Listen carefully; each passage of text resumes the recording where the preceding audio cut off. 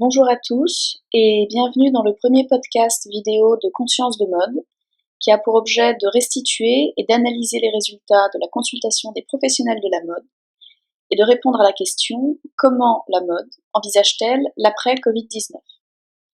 Je suis Léopolda Contobellina, cofondatrice du collectif pluridisciplinaire Conscience de mode qui regroupe des experts de la mode responsables et je suis accompagnée par écran interposé des autres cofondateurs Laetitia Huget, Lia Korjova et Stéphane Piot.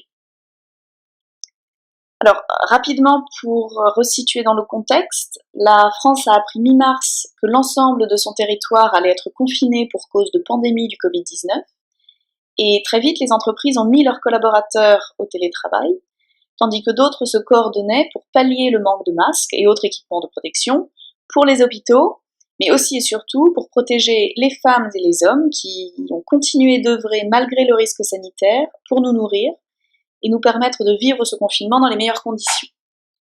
Donc en tant qu'observateurs et décrypteurs, nous avons émis l'hypothèse que la période du Covid-19 donnera lieu à une rupture dans l'industrie de la mode, avec un avant et un après. Pour vérifier cette hypothèse, nous avons lancé une consultation des professionnels de la filière pour recueillir leur avis. Alors la consultation a été lancée fin mars et a collecté vos témoignages jusqu'à la fin du confinement le 11 mai. Nous avons ensuite consolidé les résultats qui vous sont présentés dans ce podcast vidéo qui est disponible en replay jusqu'au dimanche 14 juin minuit.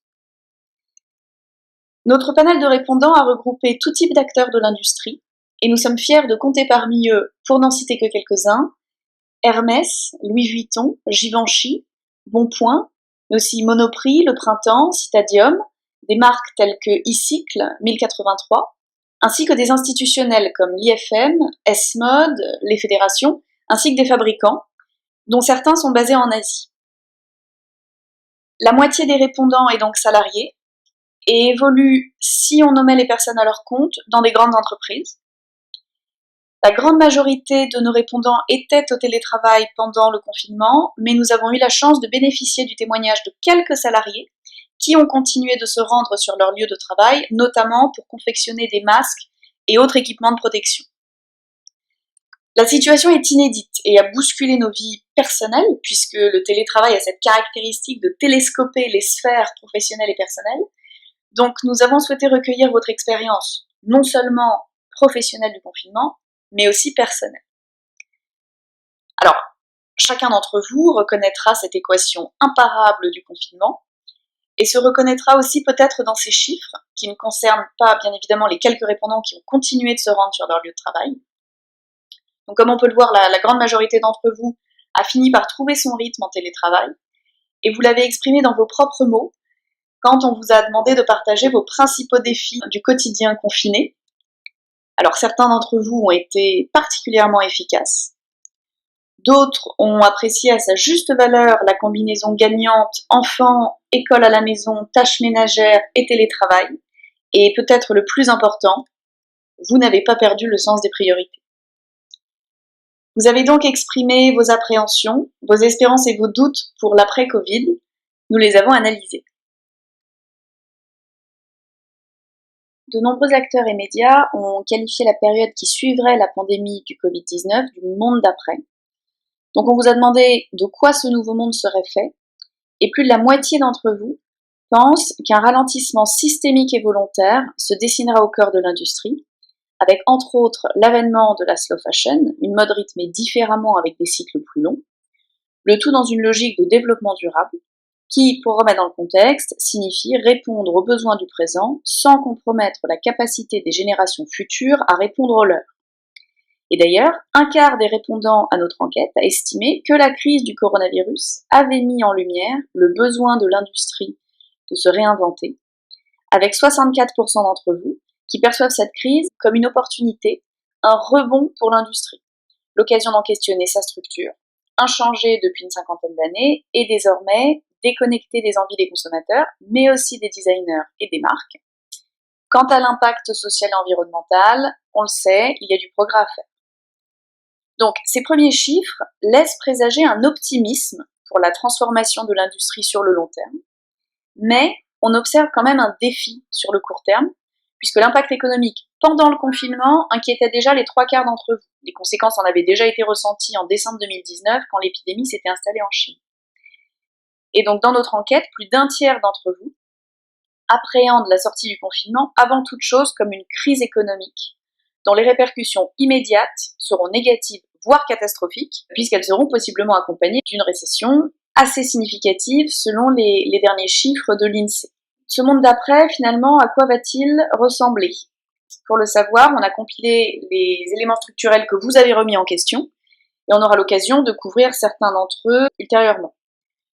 Donc d'abord, la saisonnalité et les quantités, c'est la dynamique générale de l'industrie qui est questionnée, avec la mondialisation et la relocalisation, qui seront d'ailleurs abordées ultérieurement. Bien sûr, la responsabilité de l'industrie dans le domaine de l'écologie, mais aussi envers ses fournisseurs, réclamant le respect de l'humain et de ses conditions de travail. Les notions de ralentissement, de décroissance, du sens de la mode étaient également récurrentes, et les nouveaux modes de consommation notamment seront abordés plus tard. Et enfin, la montée du digital, qui a non seulement monopolisé nos journées pendant le confinement, mais qui va aussi très certainement continuer dans les prochains mois. Et c'est la marque congolaise Anifa qui a lancé la tendance avec un défilé 100% digital sur Instagram en plein confinement, qui est tombé à pic. Donc on a pu observer que ces tendances reflétaient la réalité, puisque si on regarde les initiatives qui ont vu le jour pendant la crise du Covid, elles remettent tout en question d'une manière ou d'une autre les fondamentaux du système tel qu'on le connaît. Des dizaines de designers et de CEO se sont organisés en collectif et ont signé des propositions pour l'industrie mondiale de la mode, en suggérant la mise en place d'un nouveau calendrier, synchrone avec le marché. Ils veulent réinventer les défilés de mode et surtout combattre les promotions à tout va, qui, elles, ont finalement habitué le consommateur à des prix dérisoires et ont contribué à la dévalorisation du vêtement, de l'objet de mode, et conjointement, qui ont dévalorisé l'ensemble des maillons de la chaîne de valeur. Donc les grandes villes de mode, elles, ont toutes décliné leur Fashion Week sous le format digital pour l'été 2020. Et d'ailleurs, il a été récemment annoncé que la haute couture aurait aussi droit à sa semaine digitale en juillet.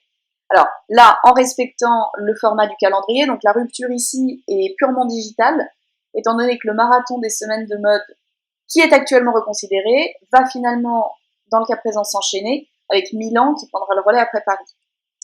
Alors à côté de ça, il y a les mastodontes du luxe qui ont annoncé leur retrait du calendrier officiel pour suivre leur propre agenda avec chez Kering, Saint-Laurent et Gucci, alors que Giorgio Armani, lui, avait été le premier début avril à annoncer qu'il reporterait sa collection d'une saison.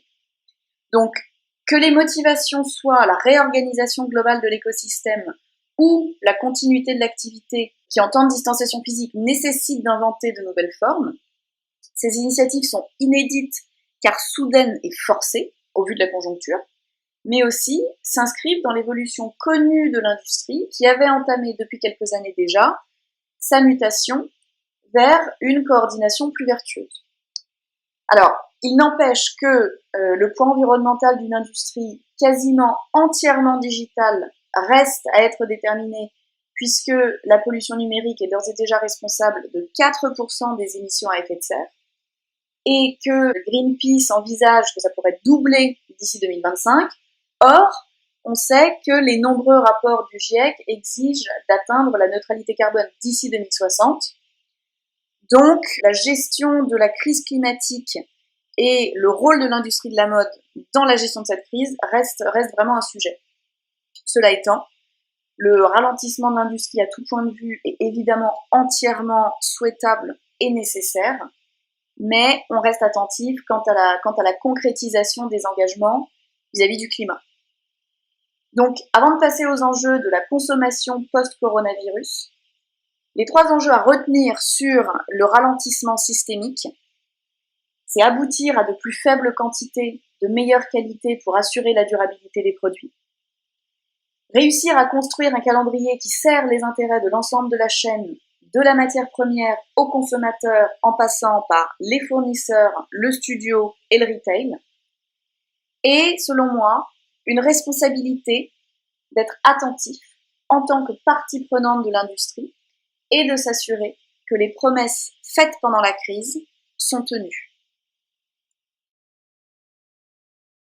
Merci Léopolda.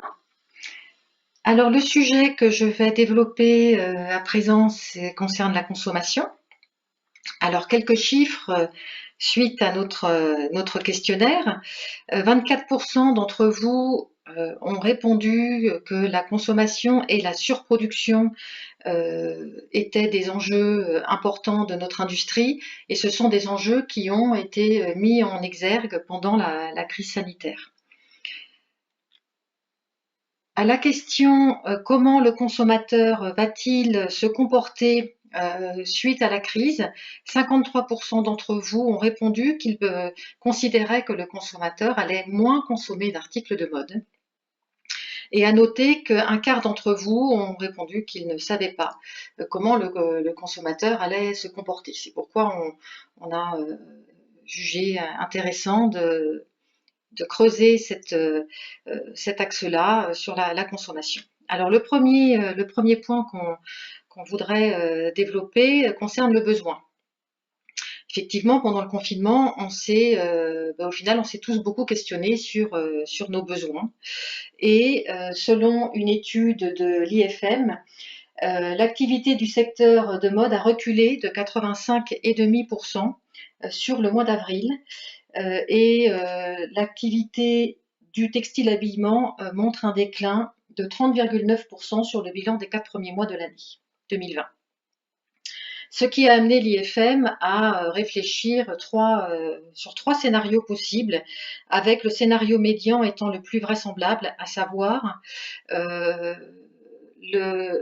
recul de la consommation d'articles de mode sur le deuxième semestre 2020 de 5%, ce qui amène la consommation globale de l'année en France à un recul de 20% par rapport à 2019. Donc il y a effectivement vraisemblablement la consommation de textiles sur l'année 2020 va se réduire. Un autre point évoqué par Léopolda juste avant, ça concerne la proposition. L'offre devrait également se réduire sur cette année. Effectivement, certains créateurs comme Giorgio Armani ou la maison Saint-Laurent se sont déjà exprimés sur le sujet et ont dit qu'ils allaient proposer moins de vêtements, moins de créations sur cette année, ralentir le rythme. Et il y a fort à parier que cette tendance va se dupliquer sur le mass market. Alors, évidemment, avec un décalage dans le temps, pour autant, on considère que cela va se retrouver également sur le mass market. Donc une proposition moindre. Et enfin, au-delà de l'aspect purement quantitatif de la consommation, il y a également un changement à noter sur l'aspect qualitatif, puisqu'aujourd'hui, on voit que le consommateur tend vers plus de produits durables, vers des produits plus sains et plus responsables. Alors cette tendance trouve son origine avant la crise, mais on voit que la crise du Covid a joué un rôle d'accélérateur dans ce cas-là. Et donc, on voit que le consommateur est plus intéressé et tend vers plus de produits sains. Une étude menée par l'IFOP en avril 2020 a montré que 87% des personnes interrogées annoncent être davantage disposées à acheter un produit proposé par une entreprise respectueuse de l'environnement et engagée dans les sujets sociaux, alors qu'il n'était que 74% en 2019. Le deuxième sujet qu'on voulait développer également sur ce thème de la consommation concerne le nouveau rôle du retail. En effet, les achats de mode sur Internet ont été fortement stimulés par le confinement. Alors là, je vous montre également des chiffres de l'IFM. Les ventes en ligne de tous les acteurs ont affiché en moyenne une croissance de 57% en avril. Les temps d'écran ont explosé. Les réseaux sociaux ont pris une place prépondérante dans le quotidien des Français. Ce qui nous amène à nous questionner sur le nouveau rôle du retail, avec une première tendance qui est la tendance du retail unifié. Alors, avec le retail unifié, on va au-delà de la notion d'omnicanalité du commerce. Quand on parle de retail unifié, on parle entre autres du stock unifié. Effectivement, on note des ruptures de stock de l'environ à hauteur de 7% environ au niveau du magasin, et ça va au-delà au niveau de l'e-commerce, avec évidemment une double frustration, celle du consommateur qui n'est pas satisfait, et puis celle de la marque qui loupe une vente. Donc unifier son stock, ça permet d'éviter ces ruptures. Ça permet également d'élargir son offre, parce qu'on voit avec la tendance des magasins showroom qu'on peut proposer beaucoup plus de produits avec pas forcément les stocks en magasin. Et également une autre tendance qui est le ship from store, c'est-à-dire à partir du moment où on est en mesure d'unifier son stock, ça veut dire que son magasin peut devenir un entrepôt pour pouvoir préparer des commandes d'e-commerce. Cela permet d'optimiser la distance parcourue entre la zone de départ, qui deviendrait donc un magasin, et le consommateur, ce qui est doublement vertueux, tant économiquement qu'écologiquement. Mais le retail unifié, ce n'est pas seulement unifier ses stocks, c'est pas seulement l'omnicanalité, c'est aussi unifier la connaissance client. La connaissance client qu'on peut avoir offline, en magasin, mais aussi la connaissance client qu'on peut avoir online, avec des comportements d'achat sur un site e-commerce qui peuvent être assez différents d'ailleurs. Et donc unifier cette connaissance client permet d'avoir une relation avec son client beaucoup plus personnalisée. Et aujourd'hui, c'est très important, c'est d'autant plus important qu'il va falloir donner des bonnes raisons aux clients de venir en magasin. Et la relation personnalisée et sécurisée en est une. Une autre bonne raison de faire venir les clients en magasin, c'est de proposer des nouveaux services. On voit par exemple proposer des bornes de recyclage dans les magasins, faire de la vente d'articles de seconde main, à l'instar de sociétés comme Decathlon ou Okaidi par exemple. Ça, c'est un nouveau service. Des services d'upcycling en boutique, des ateliers do it yourself par exemple. Donc on peut imaginer plein de services qui peuvent être intéressants et qui peuvent vraiment faire venir le client en magasin. Et enfin, pour terminer sur la consommation, il est à noter la notion autour de la performance de la marque, et donc par extension la performance de l'entreprise. Alors dans un article qui est paru fin mars dans Investir, est relaté que la Bank of America Merrill Lynch constate en pleine crise de coronavirus que les entreprises les plus sociales et engagées dans une démarche RSE surperforment de 5 à 10% en bourse. Donc il est démontré que ces entreprises ont mieux résisté à la crise. Alors il est vrai qu'on a pu constater pendant le confinement que les entreprises qui ont une bonne connaissance de leurs parties prenantes, des attentes de leurs parties prenantes, et qui ont un dialogue fluide avec leurs parties prenantes, ont été beaucoup plus agiles pendant cette crise. Et pourquoi ? Parce que leurs parties prenantes, internes ou externes, ont su s'adapter et être très réactives afin soit de revoir le mode de production, soit d'accompagner au mieux la relation client. De même, le fait d'avoir un dialogue avec ses parties prenantes, et notamment ses fournisseurs, a été crucial, parce que ça a permis aux entreprises et aux marques de trouver des accords pour éviter les annulations de commandes massives et pour inventer des solutions acceptables pour pouvoir pérenniser les activités. Et de toute évidence, on est plus fort ensemble qu'en isolé. Et enfin, on a pu voir aussi pendant la crise que certaines entreprises ont su démontrer leur utilité au-delà de ce qu'elles produisent. Alors on pense à des sociétés comme Petit Bateau par exemple, Lénore Cordier, Simone Perel, pour ne citer qu'elles.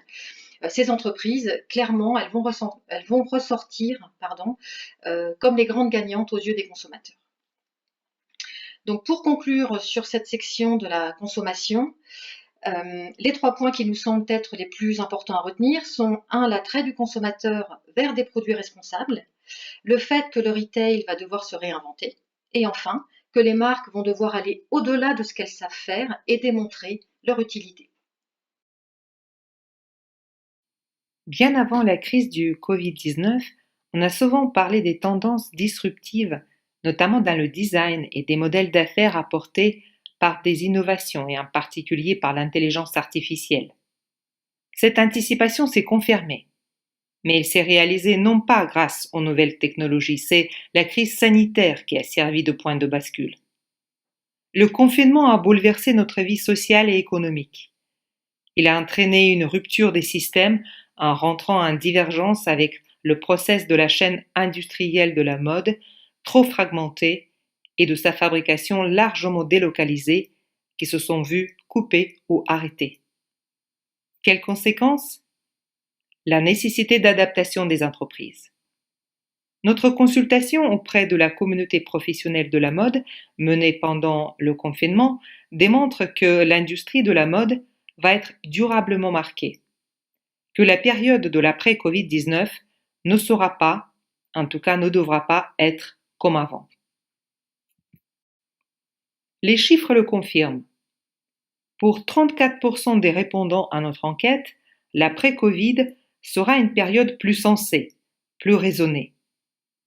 12% des participants voient un impact important à anticiper, la relocalisation. L'enjeu de relocalisation est très intéressant à considérer et cette opportunité mérite d'être analysée car elle est de taille. Les industries de la mode et du luxe en France, c'est 150 milliards d'euros de chiffre d'affaires. En France, c'est le deuxième marché de consommation derrière l'alimentaire. Si tous les experts ne sont pas d'accord sur la pertinence de la relocalisation, on pourrait néanmoins saluer les expérimentations pionniers français dans ce domaine. On peut nommer entre autres les marques comme 1083, installée dans la Drôme, qui fabrique les jeans recyclables, la société coopérative L'Important, avec son ambition de relocaliser la filière lin et de créer une usine de fabrication en Normandie, ou encore la marque de la maroquinerie artisanale, Le Feuillet, qui propose des produits à base de la peau de poisson et valorise des déchets alimentaires. Pendant la pandémie, la filière textile a fait preuve d'un immense élan de solidarité, en s'engageant dans la fabrication de masques et de blouses. Près de la moitié des entreprises textiles françaises se sont mobilisées en réorganisant leur production pendant le confinement. Le groupement Savoir-faire Ensemble a été constitué sous la direction du comité stratégique de la filière mode et luxe pour fabriquer 4 millions de masques par jour. C'est grâce à cette prise de confiance et de conscience que le comité stratégique de la mode se penche aujourd'hui sur la question d'une stratégie nouvelle, locale, régionale, nationale. Les conditions y semblent réunies compte tenu du marché saturé après des années de surconsommation et le consommateur qui se raccroche à l'authenticité. Les dirigeants de la filière se penchent d'ores et déjà, plus précisément, sur un enjeu clé, la relocalisation. Sur demande de Bercy, le comité stratégique de la filière a consulté ces différentes branches et fait remonter ces informations sur la crise du Covid-19 au Conseil national de l'industrie. Un défi autour duquel se constitue actuellement un groupe de travail qui remettra ses conclusions en juin. Bien évidemment, ces plans sont assortis de conditions qui ne sont pas les moindres. Il faut pour réussir ce défi améliorer des outils de production et investir dans un équipement de pointe. Aujourd'hui, les acteurs existants ne sont pas connectés. Il faut donc former des écosystèmes, pôles de compétences, clusters. Il faut également l'engagement de l'État et l'aide de l'Europe. Cette adaptation est une belle opportunité pour le Made in France, qui pourrait être propice à la sauvegarde des savoir-faire et la création d'emplois, mais aussi pour le déploiement de l'économie circulaire et locale avec une chaîne de valeur éthique et une meilleure traçabilité.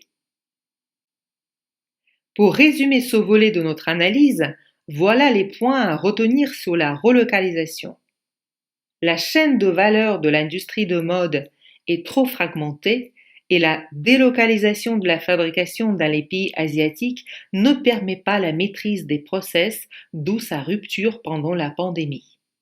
Mais la filière française de la mode se réinvente à toute vitesse. La relocalisation pourrait être une belle opportunité de la réindustrialisation des territoires français.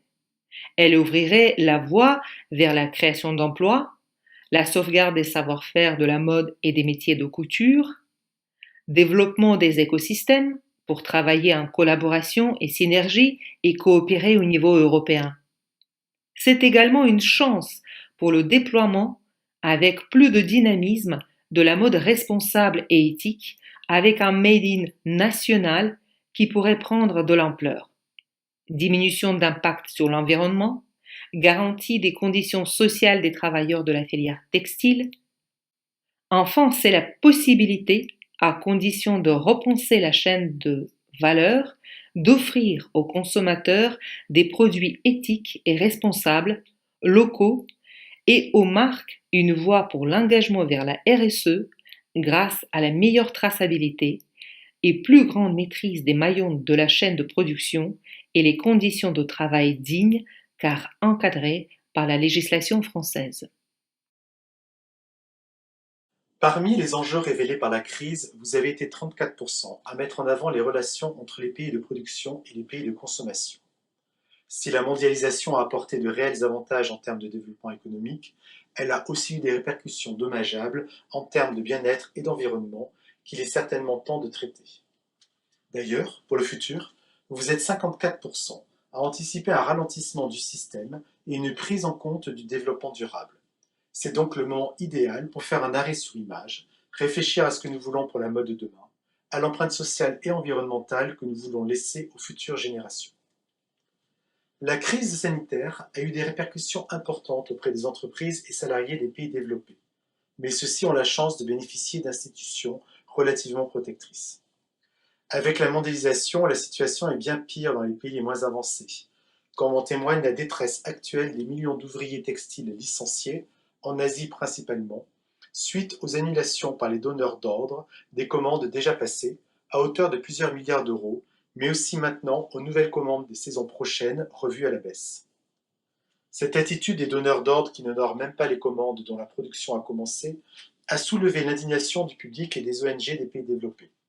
Sous la pression de l'opinion publique, certains donneurs d'ordre se sont effectivement engagés à honorer une partie de leurs commandes. Mais certains n'hésitent pas à exercer un droit de chantage aujourd'hui sur les nouvelles commandes, exigeant des délais trop courts et des rabais allant jusqu'à 30%. Les donneurs d'ordre ne prennent clairement pas leurs responsabilités vis-à-vis des ouvriers qui ne perçoivent plus aucun salaire ou seulement partiel. L'État ne pouvant pas prendre très souvent le relais, malgré de la bonne volonté, comme au Bangladesh, avec son plan de sauvetage très imparfait dans la pratique et de durée limitée. Et plus personne pour protéger ces travailleurs sur le terrain, avec des syndicats très affaiblis, alors qu'ils commençaient tout juste à exercer un rôle de contre-pouvoir bienvenu. Dernière conséquence de cette crise et de l'attitude des donneurs d'ordre, un report des commandes sur l'économie informelle, avec une main-d'œuvre exploitée dont les ronds vont grossir avec les ouvriers de l'économie formelle qui ont été licenciés, effaçant toutes les améliorations sociales de ces dernières années. Cette détresse sociale est perçue comme une conséquence du manque d'humanité de certaines marques qui ont entretenu un système pervers avec comme moyen d'ajustement aux crises une main-d'œuvre exploitée et sans aucun pouvoir.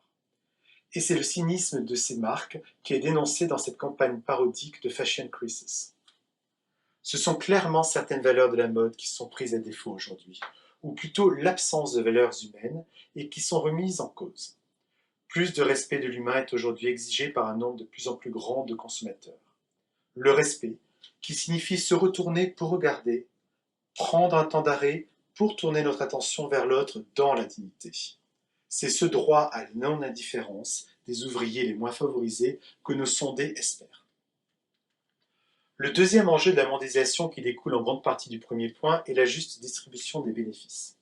Plusieurs pays, les moins avancés, ont réellement profité du point de vue macroéconomique de la mondialisation de la mode, même si de façon imparfaite. Et cela est une bonne chose de permettre à ces pays de rattraper une partie de leur retard en développant leur propre industrie. Le Bangladesh, par exemple, malgré des problèmes sociaux encore énormes, venait de candidater pour devenir un pays à revenus intermédiaires. Les syndicats, de leur côté, enfin acceptés suite à la pression de l'opinion publique et des donneurs d'ordre, consécutive au drame du Rana Plaza, commençaient à obtenir des résultats, en particulier sur les salaires minimaux récemment revus à la hausse. Mais ce bon bilan macroéconomique cache de grosses faiblesses structurelles mises à jour par la crise sanitaire actuelle. Dans le cas du Bangladesh, la non-résilience de l'économie, qui dépend à 84% des exportations textiles, est flagrante. Son économie formelle toute récente est frappée de plein fouet, et les ouvriers qui n'ont jamais pu épargner avec leurs revenus loin d'un salaire juste et qui ne pourront bénéficier de protection sociale sont les premières victimes économiques de la crise. Cette question de la juste redistribution des bénéfices de la mode est essentielle dans une vision développement durable de la mode. L'environnement est le troisième sujet de préoccupation lié à la mondialisation soulevé par nos sondés, comme il est de plus en plus de la part des consommateurs d'ailleurs. Bien sûr, l'impact environnemental de la mode dans les pays riches est une réalité, mais la mode a délocalisé la plus grosse partie de son impact écologique dans les pays producteurs les moins avancés, avec des réglementations environnementales beaucoup plus souples, voire inexistantes. La crise actuelle risque de freiner toute velléité à améliorer les choses. Si l'Europe, par exemple, a semble-t-il la volonté et les moyens de programmer une relance verte, dans les pays les moins avancés, la priorité sera donnée presque certainement à l'économie. Il est par exemple prévisible que le Bangladesh, candidat au statut de pays à revenu intermédiaire, incluant des critères forts de développement durable et d'environnement, remette à plus tard cet objectif et donc mette en sommeil les réglementations environnementales associées. Pour résumer sur les enjeux de la mondialisation, notre questionnaire a mis en avant 3 chantiers à lancer. D'abord, valoriser les approvisionnements respectueux des valeurs humaines, grâce à des partenariats sur le long terme entre les acteurs de la filière, l'implication des États et institutions, mais aussi des consommateurs et donneurs d'ordre dans les pays de consommation, et des industriels dans les pays de fabrication, dans le respect des critères de la responsabilité sociétale des entreprises. C'est aussi une juste distribution des bénéfices de la mondialisation entre les consommateurs, les marques, les distributeurs, les industriels et les employés de la filière, bien sûr. Enfin, l'intégration des impératifs environnementaux et donc de l'empreinte écologique de la mode dans l'organisation des approvisionnements. En conclusion, considérer la mondialisation comme vecteur de développement humain et environnemental dans une posture gagnant-gagnant. Cette vidéo podcast est la première restitution-analyse du questionnaire auquel ont répondu de très nombreux professionnels de la mode. Il vous a été présenté par Conscience de Mode. Nous sommes un collectif de profils très complémentaires où chacun vient réfléchir, expérimenter, collaborer et s'enrichir d'idées afin d'insuffler un nouvel élan à la mode durable et responsable. Nous espérons que vous avez apprécié cette vidéo et nous vous disons à très vite.